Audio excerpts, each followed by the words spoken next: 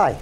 Well, you know, I've been trying to get Mitt Romney and Perry to come and do a video with me, and so far they haven't accepted.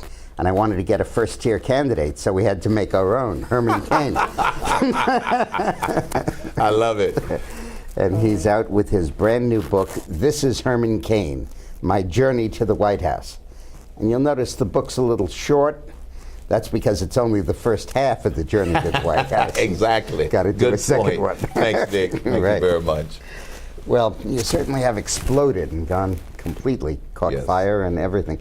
How do you normally ride surfboards, or is this the first Well, time? let me tell you, this is the first time I've been on a surfboard, and that's what it feels like. Yeah.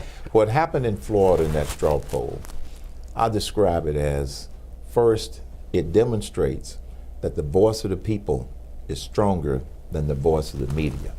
As you know, the mainstream media tried to portray this nomination as between Governor Perry and Governor Romney. Right.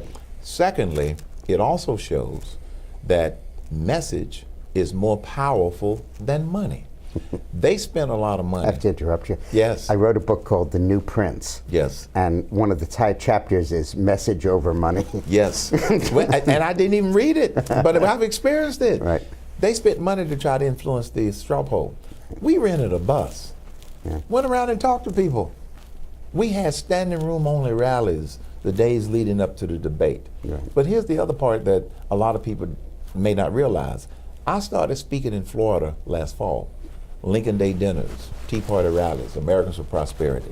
So I had already started to build a presence in Florida, even before I did the exploratory committee and even before I ever thought about running for president, because I've just always been out there as another conservative voice.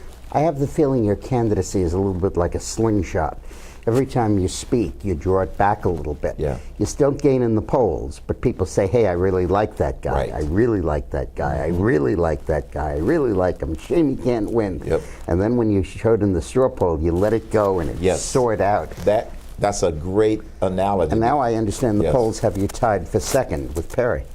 I haven't seen that one yet. Yeah, but you know, it's like meeting someone on the staircase. Yes. You don't know if they're going up or down. He's going down. If they're just up. sitting there. But you know, that was another poll that was done by an organization in Florida a couple of days later, and that was the one that showed me in second place. You know, behind Romney, and that surprised us because we hadn't seen that.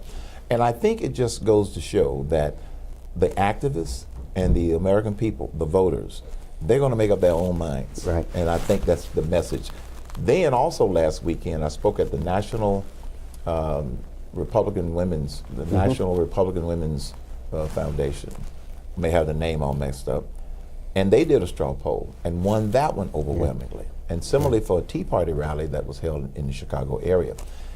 You and I talked about this before.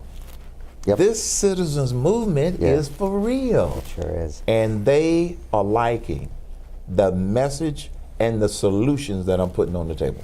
I think that you and Romney have jointly sold the idea of hands-on business experience as opposed to just being a governor and having it happen on your watch. Right. That's the difference between gardening and, you know, watering. Right. And but how would you differentiate your experience from Romney's in that connection? I have a lot of respect for Governor Romney and his business experience.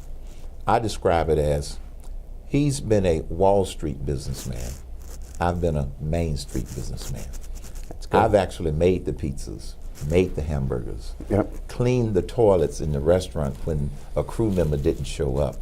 I've actually had to walk to every customer standing in line when the broiler went down and explain to them we have a technical problem, but we couldn't make burgers, but we could serve you chicken sandwiches and fries and Cokes. And they stayed because I took the time to go out and explain to them what the problem was. Right. So I respect his business experience, but he's been more Wall Street. I've been more Main Street. I run a single restaurant. What are the things you have to know as a small businessman that a Romney wouldn't know as a big businessman? Yes. The biggest thing you need to know is the same way we're running this campaign.